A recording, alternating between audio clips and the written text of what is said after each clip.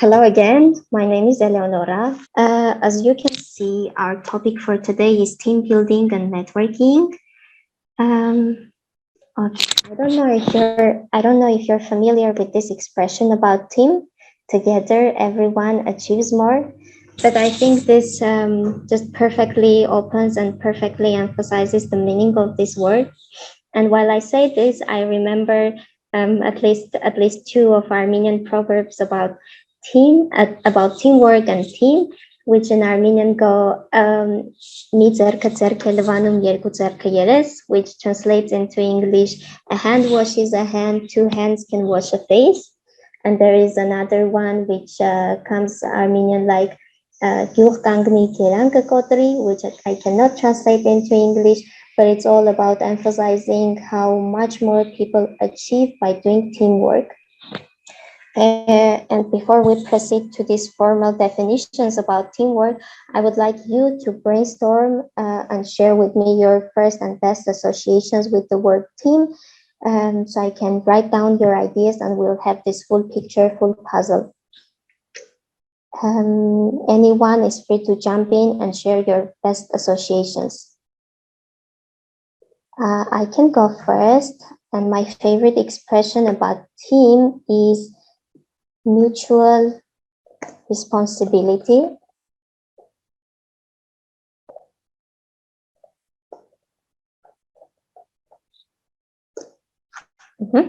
Anyone wants to share? What do you understand when you say a team? Someone wrote collaboration in the chat. I cannot see the chats. I'm sorry. You can just jump in and say collaboration.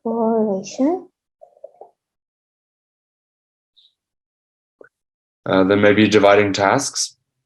Team play. I'm sorry? I said team play. Team player. Team player, yes. Team player.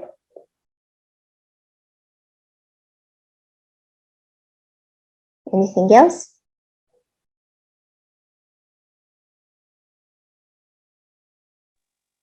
Okay, so wow, I didn't know we can do this. Learning, probably, if I can read it well. Learning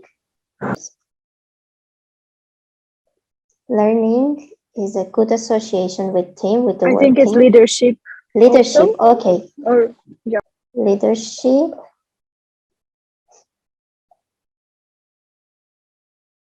Anybody else? Any more associations? Listening to each other. Nice. Listening to In the chat, we have empathy, interpersonal bond, empathy, sharing responsibility, shared accountability, and knowledge sharing. Knowledge sharing, accountability.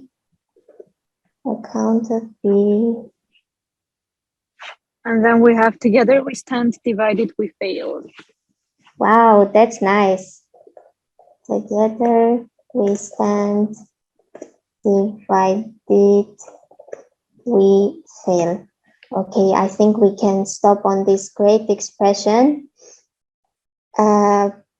The next question I would like you to brainstorm is, why is it important? So now we're a bit sure about what is a team. I would like you to brainstorm, why is it important to build a strong team? Pretend like you don't see what's written below. Why do you think teams are important? Why you can't just do the work alone? And what kind of advantages a team brings? Hello. Hello. Yeah, I would like to answer. If you are alone, only one mind is working. But if you are in a group, several people have several thoughts and ideas, so it will be easier for us to drag the conclusion out of the best. That's why it is very important to build a team and then drag a conclusion. Great note. Anyone else wants to share anything? Hello, Hello? Piranto here. My take on the importance to build a strong team is that you can get different talents people think differently, so you can easily solve a problem in a shorter time than you take when you are alone. So it eases the whole workload, give different ideas that can easily help you to solve a problem that you probably take many time.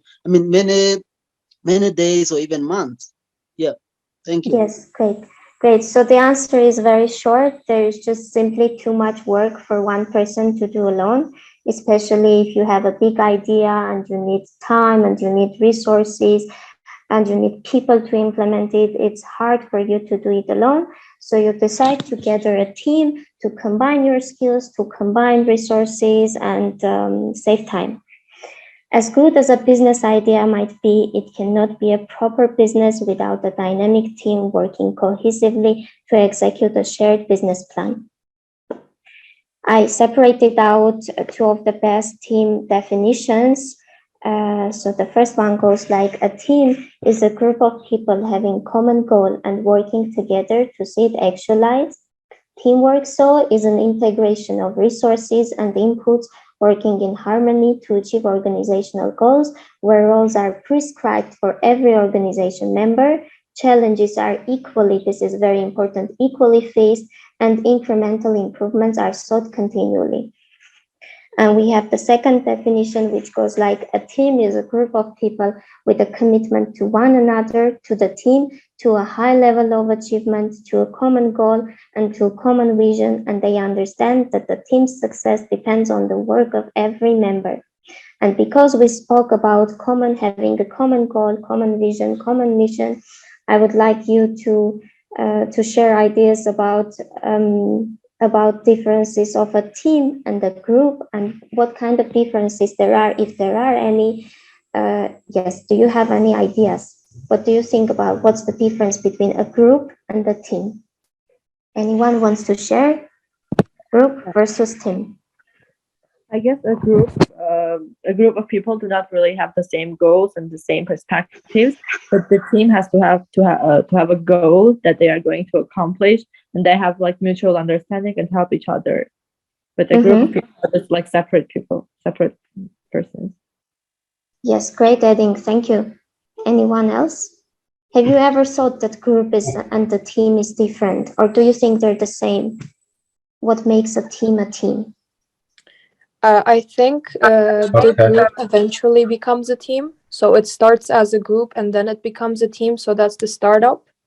And maybe after they get to know each other, they form a bond. They start to know what they want to achieve as the group, and then they form the bond into teamwork. Thank you very much. Yes. There is a famous expression about comparing group and team, and they say, anyone else wanted to speak that I missed? Okay, for me, I think a group, they don't have something that they share in common, but for a team, they have something that brings them together, something that binds them together. They have a common goal, yeah. Yes, common goal. Yes, and I say that when you want to compare and see what differences are there for a group and a team, imagine people sharing an elevator ride together. So people who are sharing an elevator ride together, they are a group, and they probably have some shared interests and have something to share because they're working probably in the same building or in the same floor, or they maybe work for the same boss or organization. Yes, so they are a group. They have something to share and they have something common. But when this elevator gets stuck, these people become from a group to a team. What makes them a team is that they have one common goal, one common mission, and one common problem to solve, which is, in our case, is to to leave the elevator safely, to get out of the elevator safely. So what makes a group, a team compared to a group is common and shared vision, common goals, and common problem to solve, because every team is collective, is people are assembled together to solve a problem, and every business idea or entrepreneurial idea is about solving a specific problem. So the people who are working in a team are solving a specific and shared problem. So to say a team is a group, but a group is not necessarily a team.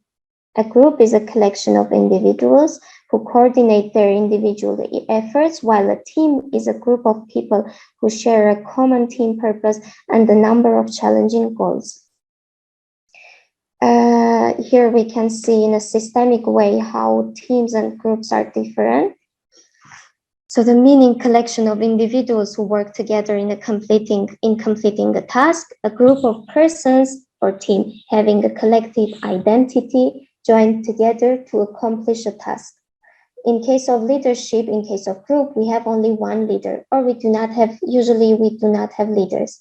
In case of team, there are many leaders and everyone can be a leader, and there are no formal leaders usually, if this team is not already developing into this formal organization type. So members are independent in the case of group. And then in the case of team, members are interdependent in a positive sense of this word. This doesn't mean codependent, this means interdependent. And in case of processes, we have discuss, decide, delegate, because in case of groups, people usually are not so much enthusiastic about doing the work, so they usually try to delegate their work to other group members. While in the case of team, we have this discuss, decide, do system, where people are very enthusiastic about the work, and they are also very enthusiastic about taking responsibility and doing this work. In case of work products, we have individual work products. This is very important. And in case of team, we have collective work products, which doesn't mean that in case of teams, we do not have individual, but we have also collective work products. So we're focusing, in case of groups, we're focusing on accomplishing individual goals. This makes them independent. And in case of teams, we're focusing on accomplishing collective goals. We have collective vision, we have collective problems to solve. In case of groups, our accountability is individually. If you remember, when we shared our ideas about team, the first one I wrote on the table was mutual responsibility, mutual accountability. So we have, in case of group, we have individual accountability, but in case of a team, we have either individual or mutual accountability. Okay, so as we're talking about having groups or better to develop a group or a team, and for us to make informed decisions and to be conscious about what type of work we're choosing, we also need to know about the advantages and disadvantages teamwork might bring together. So we're going to read it out. Team members have the opportunity to learn from each other. Yes, the best part about working in a team is that there are many people around you who have different skill sets from you, and you have this opportunity to collaborate with them and to transfer each other's skills to each other. New approaches to tasks may be discovered, and yes, this is one more good thing about collaborating with each other, is that creativity arises, and many people when are being interacted with each other, new approaches might be discovered. Team members can provide social facilitation and support for difficult tasks and situations. Yes, yet another good advantage of working in a team is the support, is that you can ask support and you can ask help anytime you want, and you will be supported. Communication and information exchange may be facilitated and increased. This is pretty clear. Teams can foster greater cooperation among team members. Clear again. Potential exists for greater acceptance and understanding of teammate decisions. This is a very, very interesting point. So imagine if you're working for an organization and you have a new idea for this organizational development path, and you present your idea to the decision makers, and statistically your idea can have less possibility of being applauded, rather than when you show this, when you demonstrate this idea as a team, because people tend to trust to, for example, 5 people more than to 1 people. This is very natural and this is very human. So when you decide something as a team, this gets more possibility to be applauded and accepted as a new idea, rather than you present something as an individual. Greater autonomy, variety, identity, significance, and feedback for workers can occur. My favorite thing about working in a team is the feedback I can get, because when I work individually, there is no one who can share, who can compliment me, who can criticize me, who can look from the side to me. And when you're in a team, you can get feedback for free. And also this part of identity is very important, because we as humans can define our identity only in comparison to others. So when you're in a team, you can compare with others and maybe compete with others to see what are your strong points, what are your weak points, so you clearly can define a stronger perception of self. Team commitment may stimulate performance and attendance. If you remember times when you were, for example, learning a language and you were the only participant, you would probably recall being lazy to attend to the classes and being also less motivated when you were in a team and everybody was there and everybody was attending, and you might also develop friends in this stream. So statistically, people who attend team classes show better attendance results. We have this disadvantages part. Some individuals are not compatible. This is the most important part if you consider creating a team or becoming a team player. Some individuals are just not compatible with teamwork. And I would like to ask you, is there anyone, or maybe many people who think of themselves as individual players rather than team players? Do you like working in a team, or do you like doing the things alone, individually? And which kind of work style you get better results? Working in the team, I guess. Working in the team, great.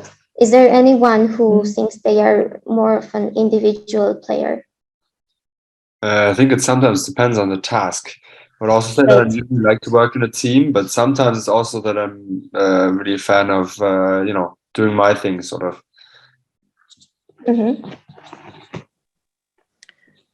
For me, for example, if I find a team that has common goals, which sometimes it may be called a team, but the goals do vary. But if I find people that do have common goals and do want to achieve them together and put the equal amount of work, not be dependent on each other as much, then it would be more fun to work as a team. But sometimes the group dynamics can differ. So you may do more work than other people, and it's not really a team play. That's when I would prefer to be more of an individual player than a team player. Nice, thank you. Anyone else? I think for me, this time we are infected by social media. So every one of us is a part of a WhatsApp group, and these things really make us not interacting each other. But I choose for being a team members. The team members, they discuss the problem, they decide the way of solving the problem, and then Yes, great note, but WhatsApp teams have yet some characteristics to obtain to become a team. yeah. Yes, Any- yes, any- yes. Anyone else? Yes, I would say working in a team is very great because it allows you to correct yourself, because when you are in the team, people have the opportunity to assess what you are doing and to eventually correct you when you are wrong. And sometimes also our ego may be stung by the comment of people, but it is better like that because this is all about human nature. We are a social being and we cannot afford to tell ourselves that we are an individual player, so we don't want to engage with anyone. So yes, I like to work in a team. Thank you. Thank you as well. I have always thought myself to be as an individual player until I worked in a good team. So yeah, this might change by time. The next point is conflict may develop between team members or other teams. And this is very natural, very human. If there is no conflict, it means there is no debating, there are no differences, different opinions, and conflict is good. Conflict is a sign of good interaction, but yes, you need to take this into consideration while developing a team or joining a team. Teams may be time-consuming due to the need for coordination and consensus. Yes, when you are working in a team, you need to know that the information should be, all the people should be informed, all the people should be agreed, and there are some things to be agreed on, to be decided on, reported. So this takes time and coordination. Teams can stymie creativity and inhibit good decision-making if groupthink becomes prevalent. Yes, this is so true sometimes, especially when in a group minority of people have different opinion about matters. These members might silence themselves because they don't want to come out as different, and groupthink may be prevalent. So this is yet another thing to take into account. Evaluation and rewards may be perceived as less powerful. Yes, this is sadly true, but when you get a reward as a team, you might feel it as less powerful. Imagine you getting a reward for the best product made individually, and imagine when your team gets the reward for the best product. Here you don't really have this clear definition who made the most effort, whose reward is this, so it kind of feels less powerful. Less flexibility may be experienced in personal replacement or transfer. Yes, again, when you're working in a team, different skill sets are being complementing each other. So in a team, for example, let's say this in a simple way, you're specializing yourself in Word and the other person is specializing themselves in, for example, Excel. So when this other person is leaving the team, is leaving the company, you are kind of alone with your Word knowledge. So you either have to work on yourself to develop faster your Excel knowledge, or you have to get someone who knows Excel. Okay, so before we proceed to the part how to build teams, we should have a look on how successful and highly effective teams look.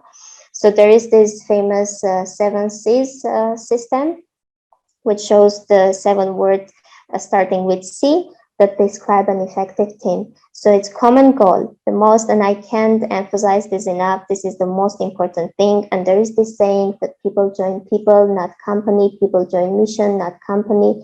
So yet have this in your mind while starting a team.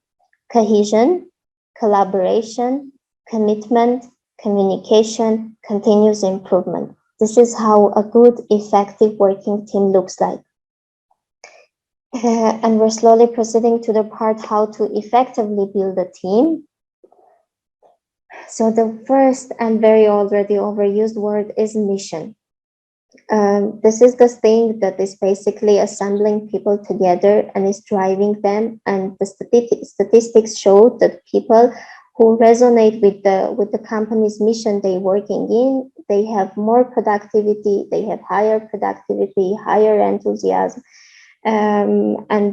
This helps. So it is the shared commitment to I'm sorry, it is the shared commitment to a specific mission that helps define a team.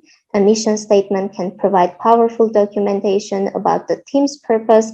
Creating a mission statement requires team members to think about, discuss, come to agreement on the following questions. Yes, if you're building a team and you're already in the processes of developing this team into an organization, I highly recommend you to have mission statements written down so that everybody who just joins the team can have this resonance with mission and can be clear and can be sure about this.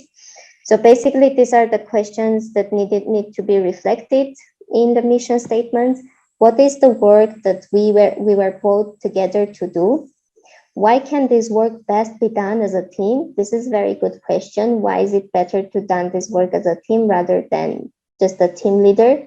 What will be different as a result of our working together? What will our work create for our organization, our team, and ourselves? People actually want to know that the work that they are doing is meaningful and brings value to the environment, to the community they're living. And people actually are very much more open about joining Red Cross, for example, rather than joining private businesses that only the business leader gets value from. Have this in your mind. The next most important thing is goals. So goals are basically the smaller, more specific mission statements. And mission statements give a driving force and guiding principles, but goals give the team real target for their activities. So the team members can be sure about what they are working on, what needs to be done, when, and so on. Goals, I know you've heard this zillions times, but yeah, your team goals should also be smart, specific, measurable, achievable, relevant, and time-bound. Roles and responsibilities. Of course, before sharing roles and responsibilities, you need to have collected the right people around who represent different complementary skill sets. But we will come to this back later, so we're not going very thorough now. It's particularly important in a team environment that the team members know what is expected of each of them. Without these expectations, members can develop mutual accountability or trust in the team. When a team's expectations are clear and members meet expectations, trust and increased sense of teamness are natural byproducts. Yes, so you just need to clearly divide and state what are each teammate's roles and responsibilities. Ground rules. These are basically guidelines for behaviors in a team, and this can be very specific, and this can cover all the areas of teamwork. For example, how we communicate, what are our platforms and sources of communication, how we share information. Do we share it right away when we get it, or do we have some formal meetings when we share the information? What constitutes a respectful behavior toward the teammate? What is not encouraged to do as a team player? This is very important to have also no statements in your ground rules statement document so that the team players are sure about what is not applauded in your team to do. Decision making and leadership structure. Yes, there are many different systems of different models of leadership structure and decision making models, but what is very important is to be transparent and to be explicit about it, so that all team members understand how all the decisions are being made and how are other members involved in this process. So the questions to be reflected are: will decisions be made by consensus where everyone can agree to support the final decision? Will the team leader get input but make the final decision? This is a very important point to reflect. Will the team vote? So are we having a democratic teamwork, or is the leader deciding everything and then sharing their decisions? Knowing what decision-making model will be used lets team members know what to expect and what is expected. This can help build support for the final decision. And for this point, I'd suggest you to check RASCI metrics, which is about responsibility assignment. So this basically can give you some tips about what kind of decision-making involvement types there are, because there is this kind of consulting, informing, or reporting, or asking, or yes, different kinds. So if you have a look on this later of this training, if you have a look on this, you'll make clear it. Success and failure, rewards and promotions. People are people, and people want recognition and appreciation, and success and having a clear state about what is considered success and failure makes people either run, take it, the success, or escape it in any way possible.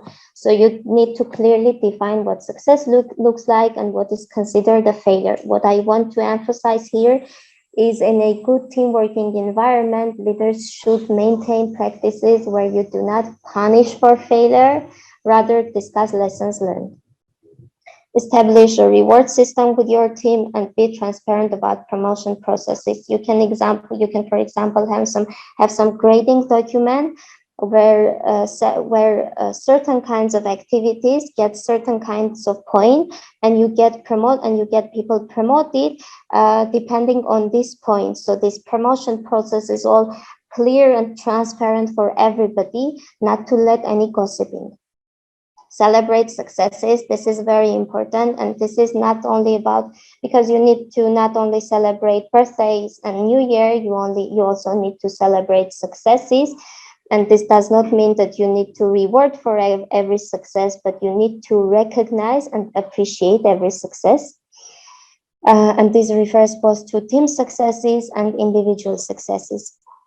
And employees need recognition and appreciation. That is the key for high performance. I assure you that is the key for high performance. Yes, so here we have some practical assignments, so I'll stop talking. So what I would like you to do is to, anyone, I am sure many people here have some ideas they would like to bring to life. They would like to implement, make it into business. So I would like someone who has something in their mind to say it out loud, and the other team members will write down in the chat box what are their 2 key skills, what are their strong points, so that this person, who is basically theoretically now the team leader, can create and collect people who will do the teamwork based on complementary skill sets. So I want one person to collect the team, if said in short. Anyone wants to volunteer? Anyone who has not very elaborated, just an initiative, just an idea in their mind. So this person will collect the team for their mind based on the skills that their teammates, that their colleagues mention in the chat box. If it's not clear, just ask questions. Anyone who has some kind of business idea, maybe you want to do environmental ideas here, or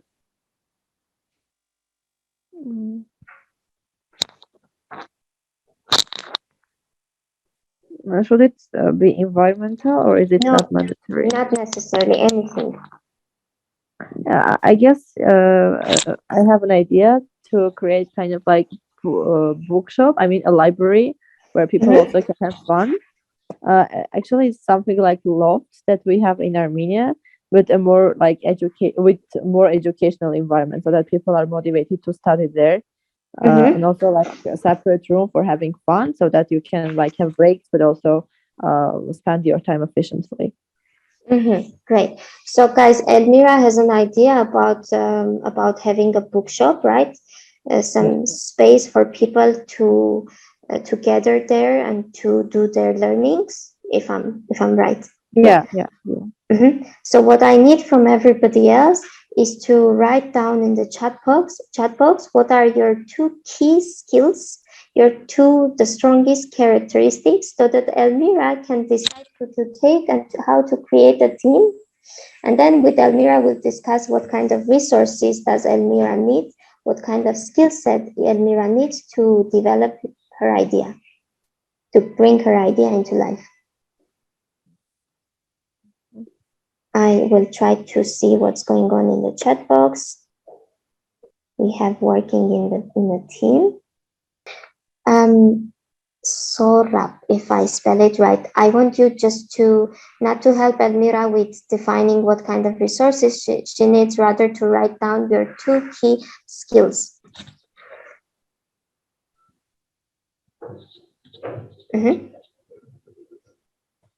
Team player, mobilizer. Elmira, what kind of skills and resources do we need? Maybe. Yeah, I guess. What kind of action plan do you have for creating this bookshop? What kind of resources do you need?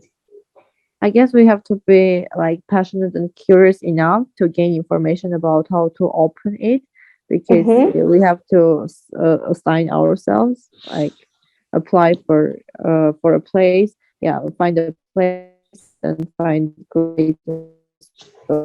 I can't hear So first you. of all, make sure that we can make that everything happen on our own. Okay, so independent working style. This is called independent working style. Yes. Anyone with independent working style? Working on publicity, time management. Interesting skill set. Do we need anyone who can speak publicly or this public communication skills? We definitely need someone with good time management skills. So how many members do you imagine a starting point, as a starting point for your business? 5 to 6. Anyone else? Yeah, 5 to 6, I guess. 5 to 6, okay. Working on tasks and practical part of the project. Yeah, we need someone very practical. 1 to 5 person. Yeah. Okay, so what I want to emphasize here, okay, we have another one, ambitious and creative. Great.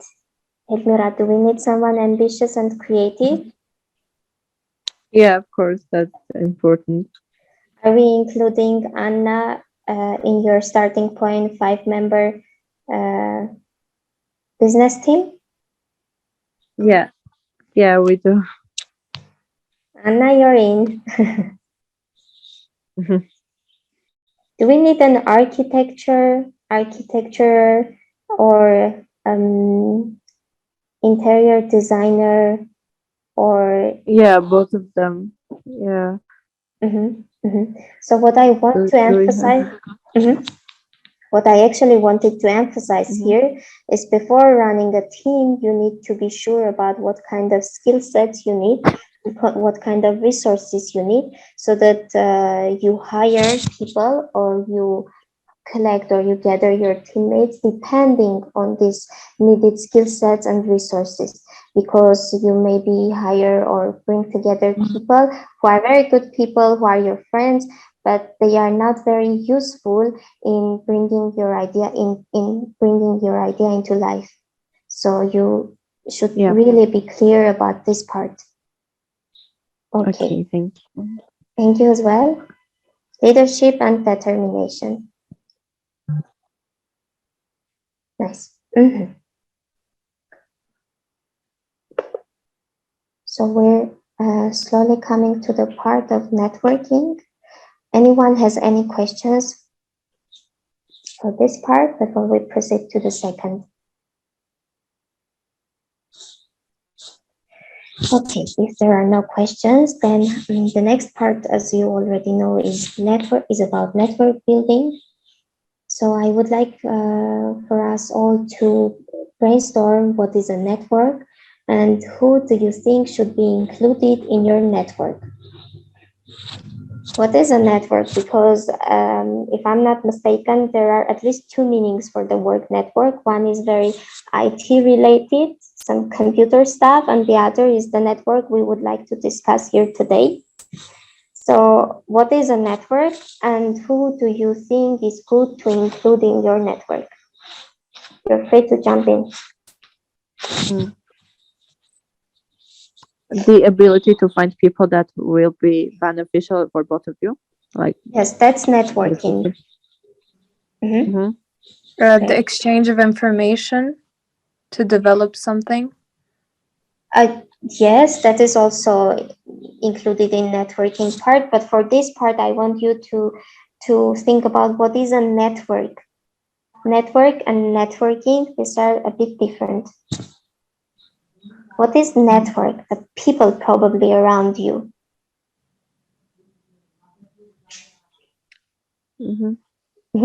Any ideas? People that you know, like your environment. Is your neighbor? For me, I think a network is like consists of two or more computers that are linked together to share some kind of resources, such as I think the printers, the CDs, the USB that allow kind of exchanging files. I think that's a network. I think this is the second definition, second meaning of the word network. The one I told you is about computer stuff and IT related, but what we are talking about today is the network. That means people around you, your connections you have, the people who you exchange stuff to get stuff with each other. Okay, let's imagine we're clear about what is a network. Who do you think should be included in your network? Also, do you think your next door neighbor is in your network, is part of your network? If yes, why? If no, why?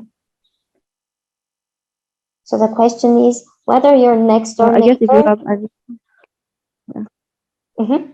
Go ahead, Mira. Yeah, if you have interactions with team, like I mean interactions in your work. I think we can't hear you. Yes, basically the answer is if you have meaningful interactions with your next door neighbor, that is both beneficial for you and your neighbor, that means your neighbor is in your network.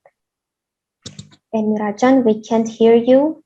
We have some probably internet connection problems. Okay, so here we have some definition about what networking is. We're now clear about what network is. But what networking is professional networking is when a person deliberately builds meaningful relation. I'm sorry. I have the Zoom icons disturbing me. Yes, builds meaningful relationships with other professionals in their industry, field, or other relevant fields. The second definition is to network professionally, you should ensure the relationship is mutually beneficial for both parties in some way. It should allow both parties to build, reinforce, and maintain trustworthy relationships with others to further each person's goals. Networking can include everything from an informal chat at a neighbor's barbecue to attending a specialized industry networking event. So yeah, there are very common and popular ways to build your network, but there are also very unusual ways of networking. For example, you can approach someone in the street and ask whether they want to join your idea, they want to join your initiative, and maybe this person shares your interest, and maybe they really want to join your initiative, and this becomes a really good case of networking. So don't limit yourself while networking, be as creative as possible. In any case, the goal is to open the lines of communication and start building relationships that are relevant to your work and career.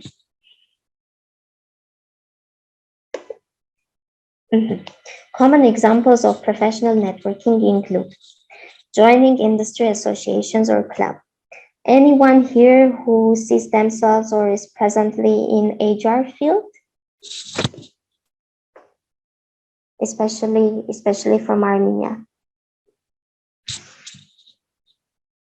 Okay, great. We don't have HRs here. So what I wanted to say is that there are, if you do your research, there are many associations in your field. We have HR association, we have engineers association, IT association, lawyers association. So when you do your research and find a relevant association for you, I really recommend you to join this association. Also, there are clubs in a field relevant for you. There are also some very generic clubs that you can join to just to enlarge your network.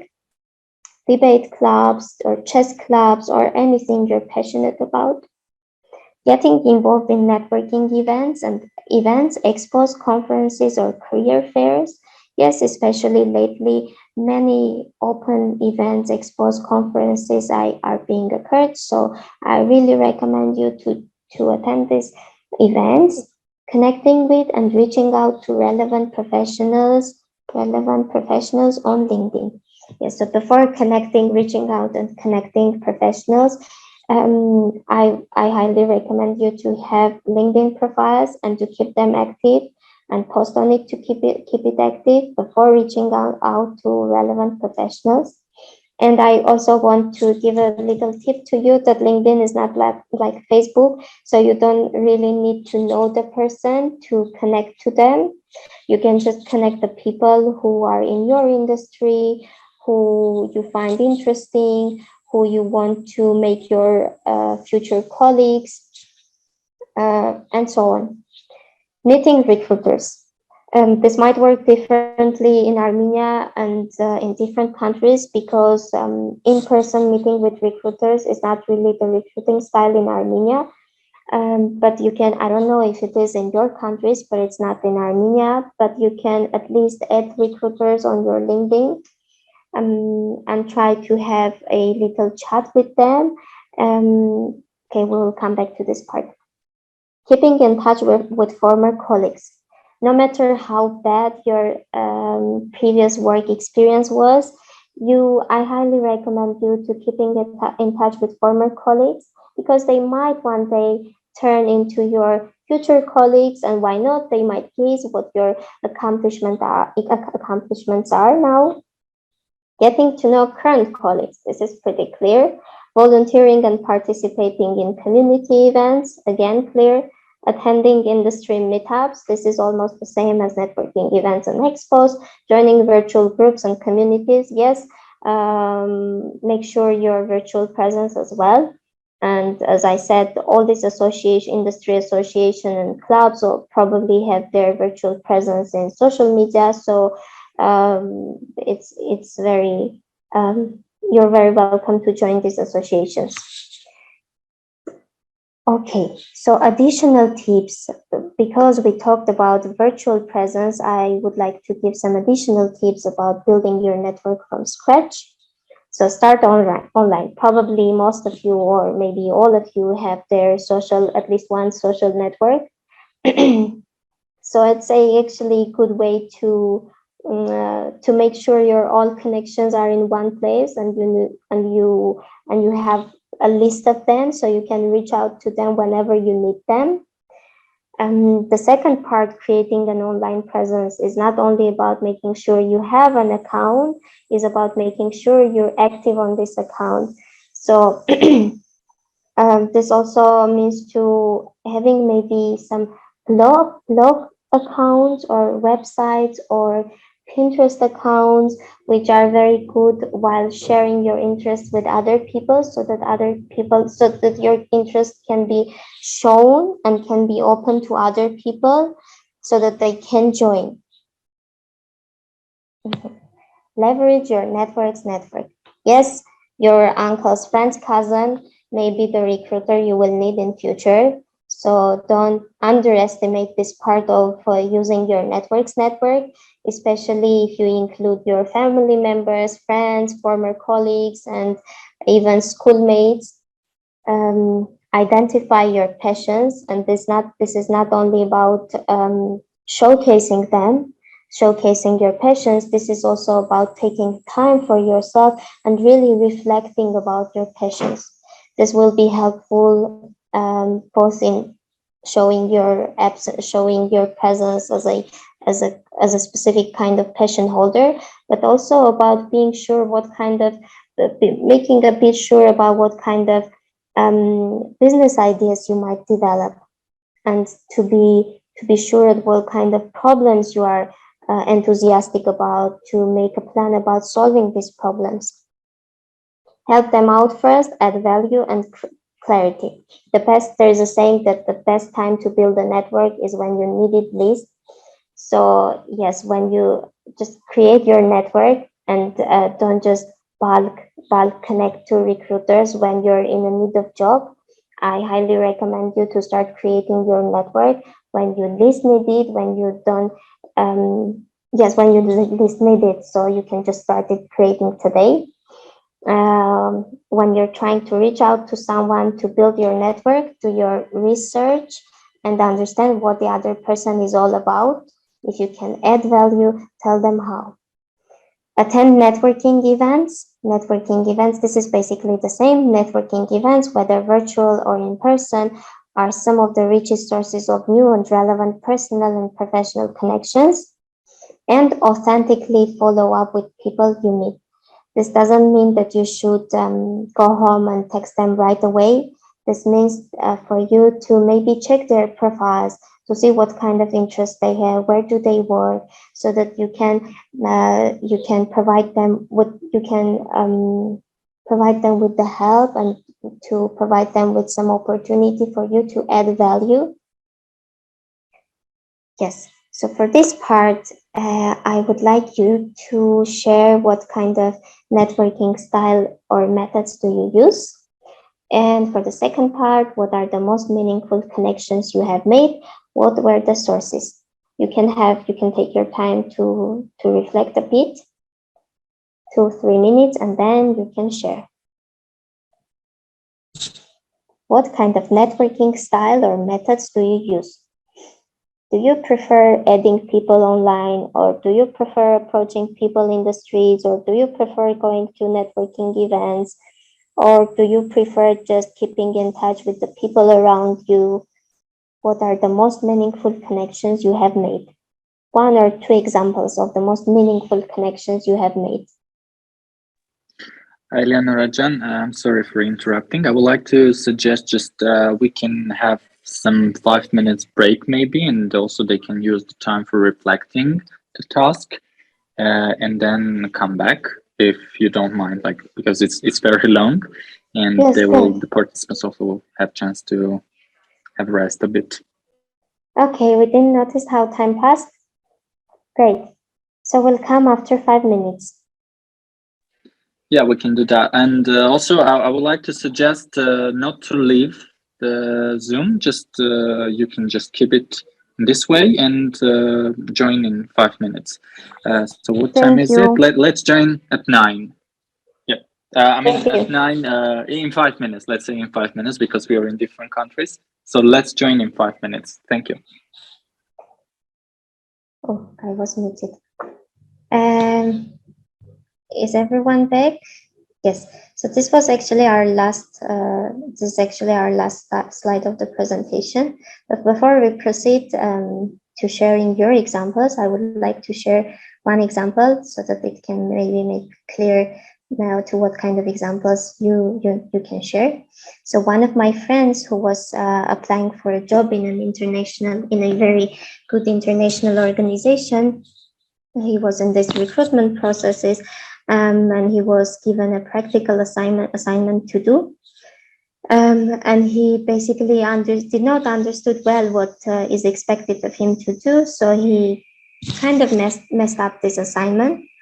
But because he had beforehand he had made all this networking, all these connections with these people from this organization, and a lot of people from this organization already knew him as a person who can do the work, because he had some short term assignments with them or anything. Yeah, they give him a chance to try again to do this assignment once again.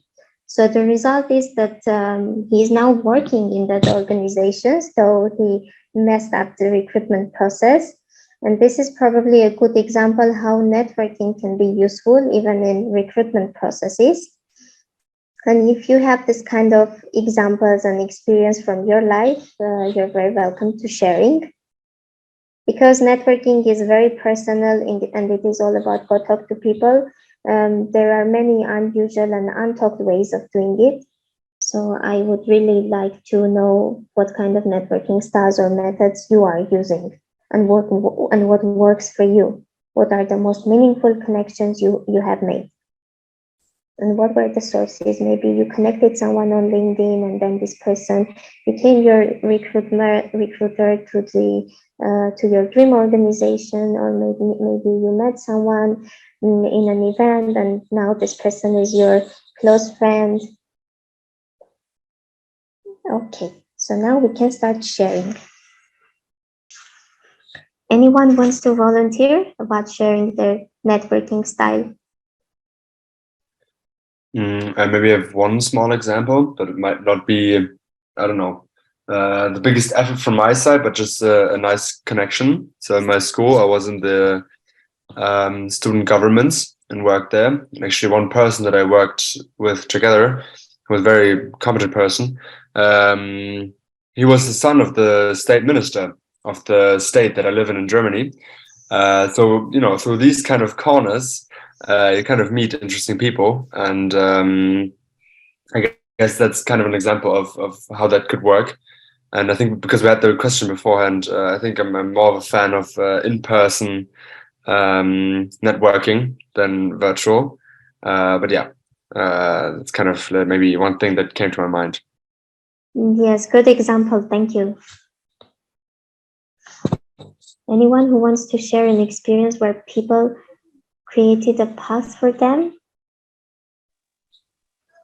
Hello, Piranto here.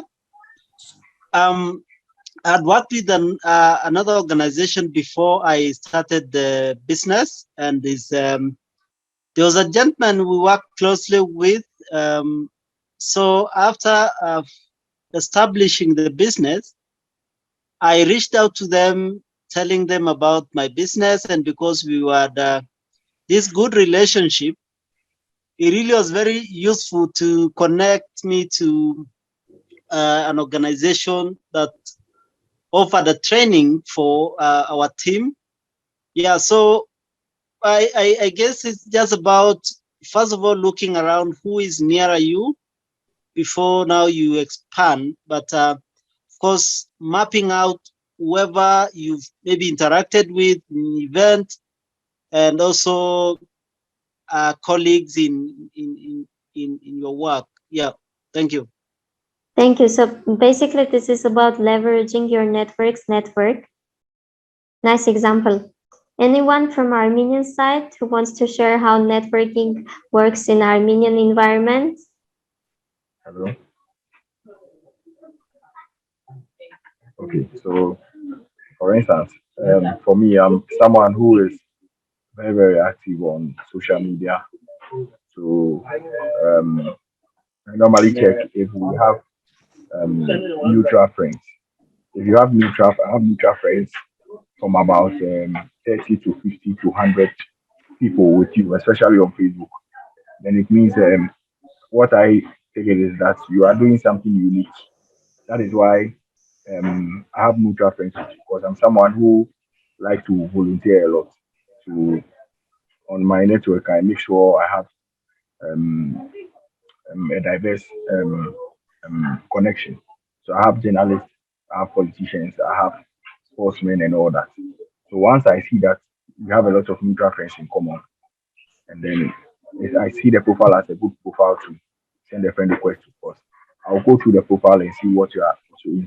So let's say in the climate change space, I chance on a profile that has about 20 mutual friends. We can't clearly hear you. I'm sorry, we can't clearly hear you. Could you maybe speak a bit louder? I'm coming.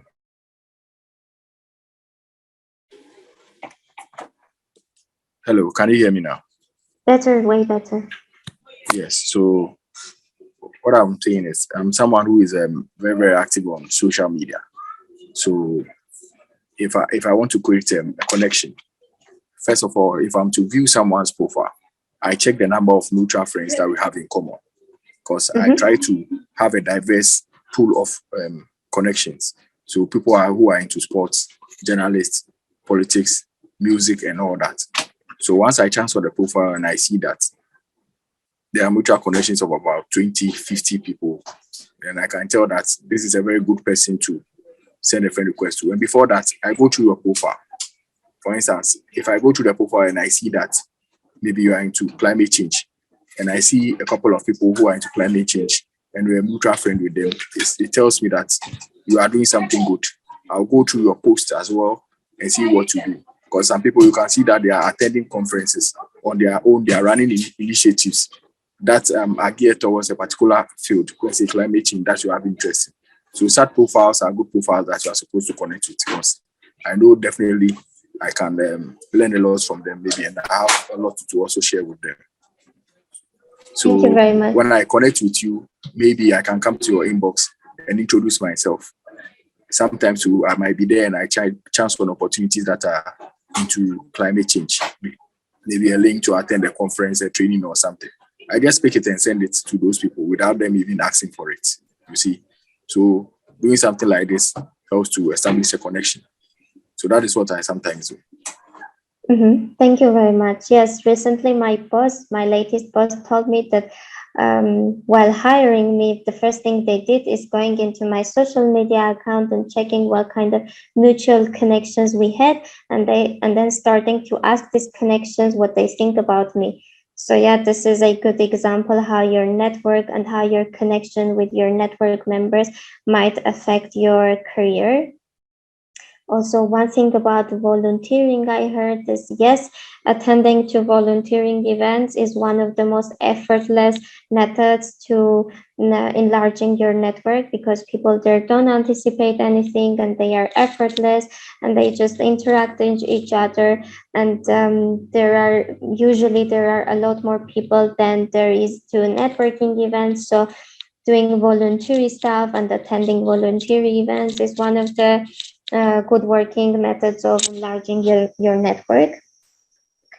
Anyone else wants to share how their networking works? I would.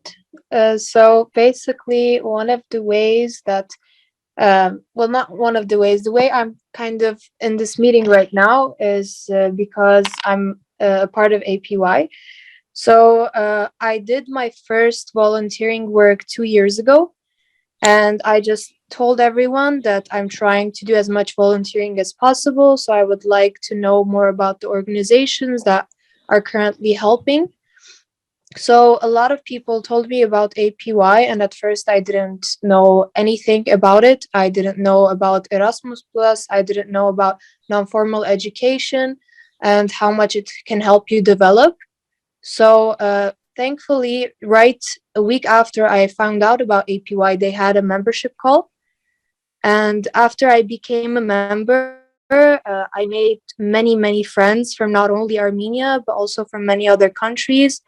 And now if I ever want to travel, for example, to Germany, France, or somewhere else, just because of the Erasmus project that I did, because of APY, and the non-formal educational classes, it's been very, very helpful for me to develop as a person and also develop my social skills. Great example, actually. Thank you very much. Thank you. Guys, did anyone advance in their career because they did good networking beforehand? Or just anyone who wants to share another story? Can I come in again? Sure. So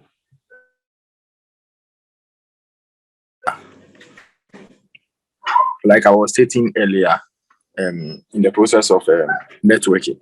So let's say if you are in a mutual connection on social media, and I follow what you do, anytime I see any opportunity that is within your field, I send it to you, like I said. So early this year, I was there. I chanced on one. I think the one young world program, the one that was in Manchester, just about 3 months ago. I chanced on it. I know one guy. I just knew him through social media, Facebook. So he is into health, and he has an NGO. And I saw the link. I've observed him for some time now, and I know what he was into. So when I saw the link, I sent it to him. He applied. I think in about a month's time, I was there, and then he sent me a message that he applied for it, and then he had been selected.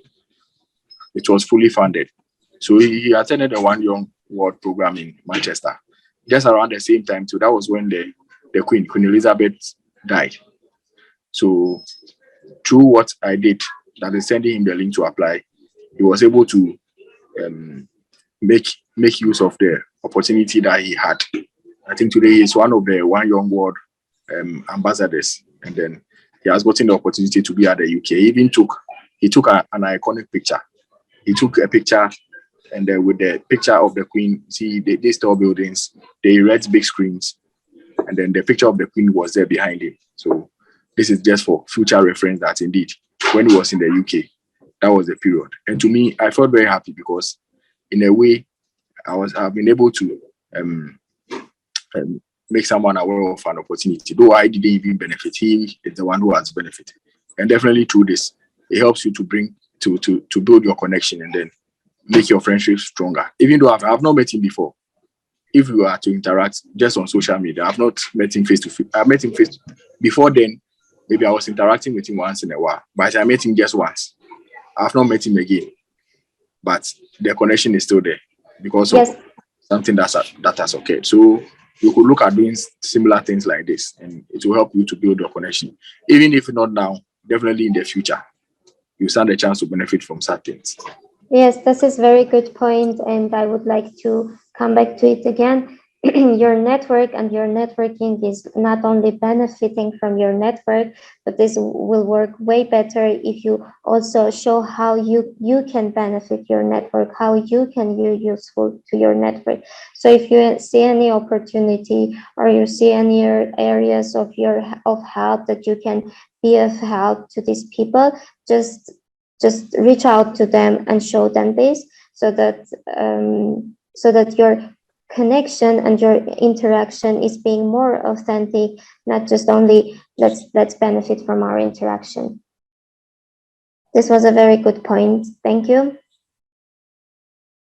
Okay, so what's left to say is that if there is no one to talk. Okay, so if there's nothing to add, the last slide is about thanking you for being here, for joining this meeting. Hope this was useful, and hope this training was productive. And yeah, in case you want to add me to your professional network as a networking method, you have my LinkedIn. Probably we will share this presentation with you later, so you have the link if you need it. Thank you very much for being here.